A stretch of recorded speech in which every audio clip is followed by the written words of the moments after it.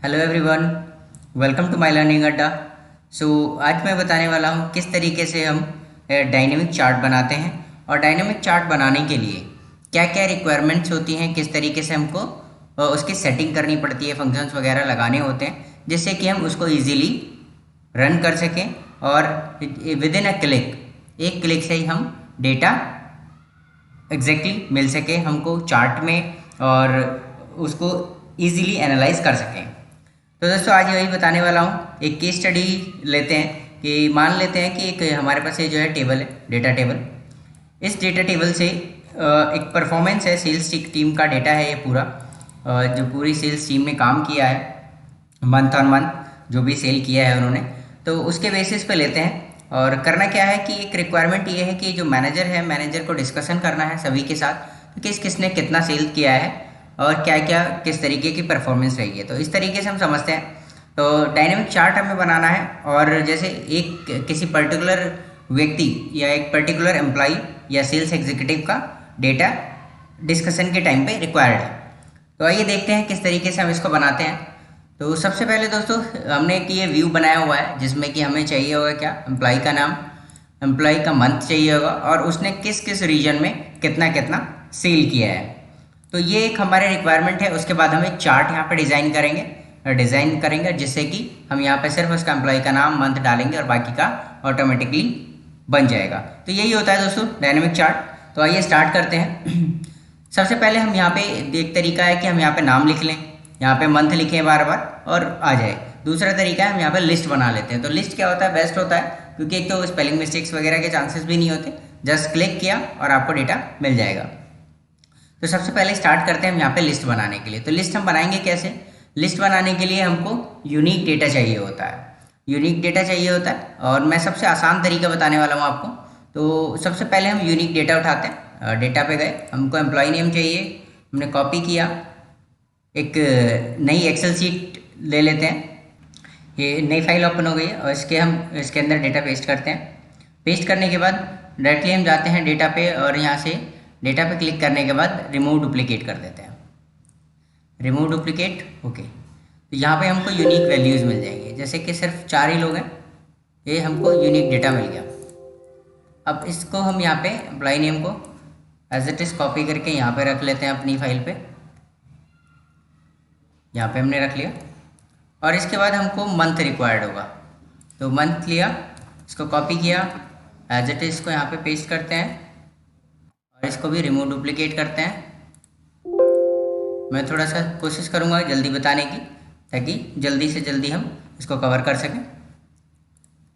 और ये देखिए इस तरीके से हमने ये बना लिया है। अब हमको करना क्या है, यहाँ पे डायनेमिक चार्ट वाला जो सीट है इस पर हम गए और यहाँ पे हमको बनाना है लिस्ट।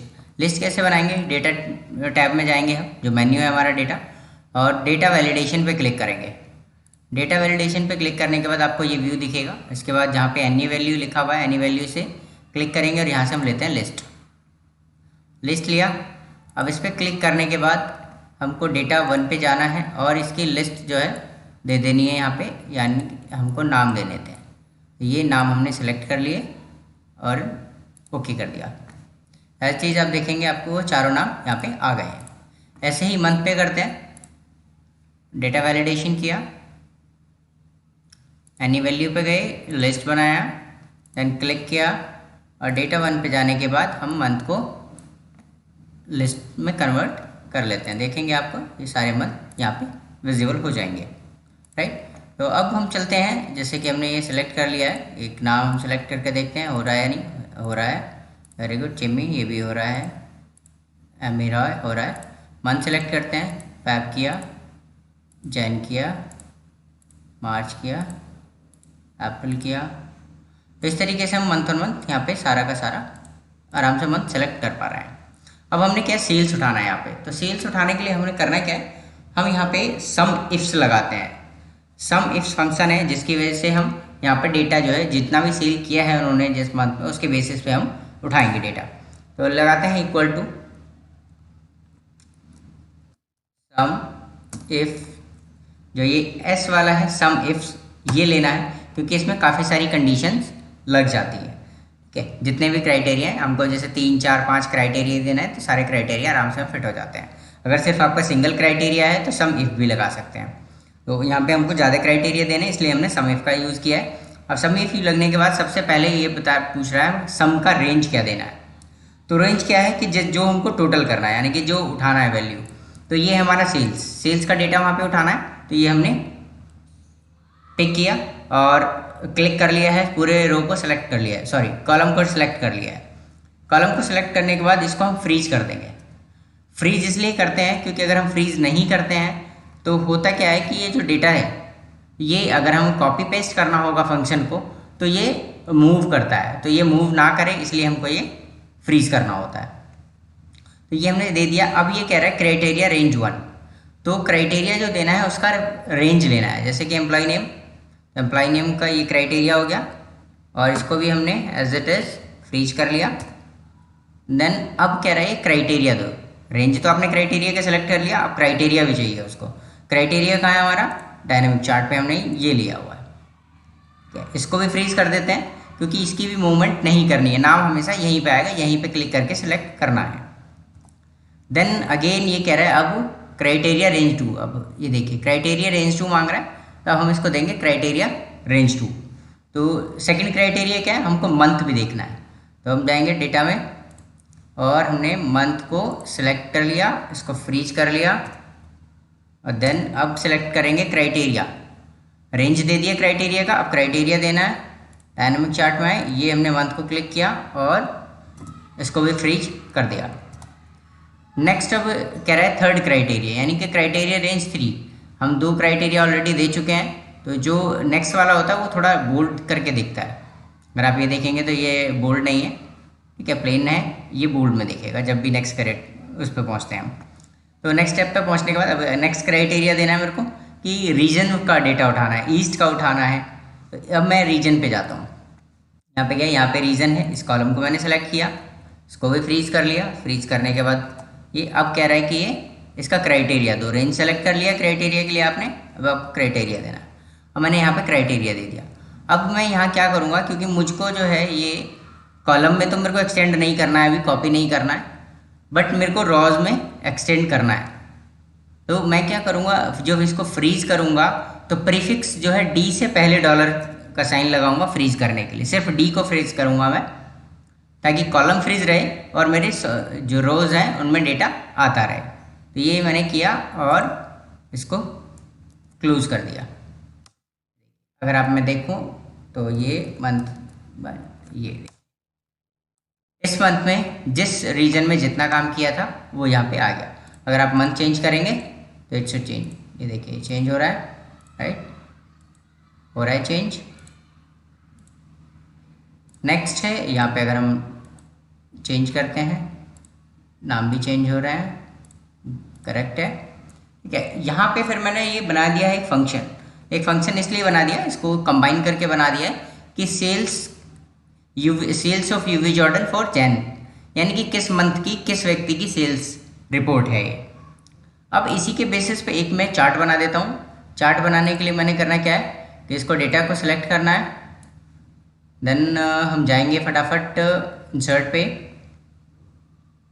और इंसर्ट से मैंने ये सिलेक्ट कर लेना है चार्ट। देखिए, तो इसको हम इस तरीके से भी कर सकते हैं, ये भी ले सकते हैं, जो आपको रिक्वायरमेंट हो। आपको अगर इस तरीके से लेना चाहते हैं तो ये भी ले सकते हैं।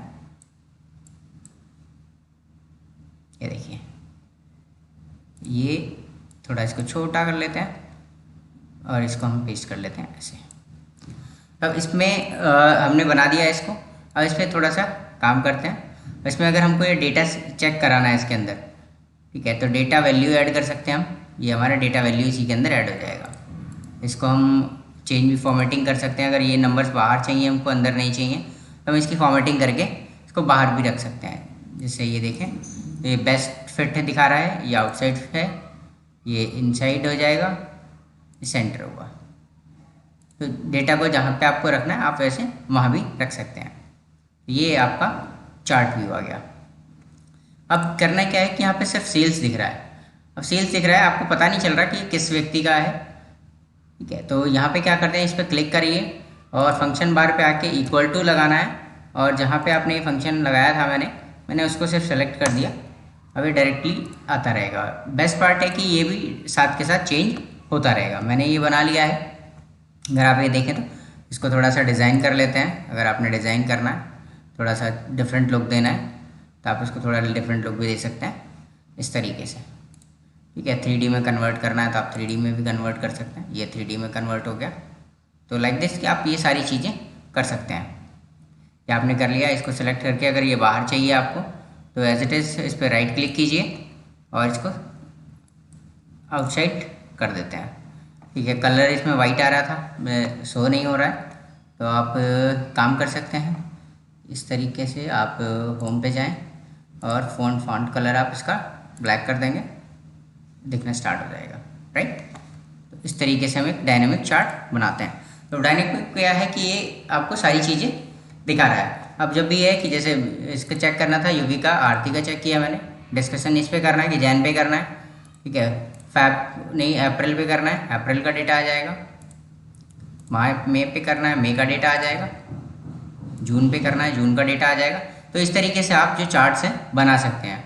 अगर आपको डिफरेंट थोड़ा सा चार्ट और भी देखना है कि नहीं ये चाहिए, अगर आपको व्यू चेंज करने हैं तो आप इसके व्यू भी चेंज कर सकते हैं। मैं दूसरा ही बना देता हूँ। यहाँ पे गए, ओके करेंगे आप, ये देखिए। ठीक है, तो ये इस तरीके से आप व्यू भी चेंज कर सकते हैं। ये डिलीट कर दिया। ये सेल्स वहाँ पर ऑलरेडी आ रहा है तो इसको भी डिलीट कर दीजिए। इस तरीके से आपको दिखेगा। आप अलग अलग व्यूज़ आप यूज़ कर सकते हैं। आपको जो भी व्यू चाहिए आप ले सकते हैं, इट्स अप टू यू। तो इस तरीके से हम डायनामिक चार्ट बनाते हैं। जस्ट वन क्लिक हमको डेटा मिलता रहेगा, एक क्लिक पे ही डेटा आ जाएगा। तो इस तरीके से हम यूज़ करते हैं। तो वो ये था डायनेमिक चार्ट किस तरीके से बनाना है, फंक्शंस किस तरीके से यूज़ करने हैं, उसके जो सेटिंग है किस तरीके से बनानी है, ये बता दिया है। और आगे भी मैं इसी तरीके की वीडियो लाता रहूँगा। और अगर वीडियो अच्छी लगी हो तो चैनल को सब्सक्राइब कर लीजिए, लाइक कीजिए और शेयर कीजिए ज़्यादा से ज़्यादा लोगों तक, ताकि और भी ज़्यादा लोगों को इसका बेनिफिट मिल सके। Thank you so much.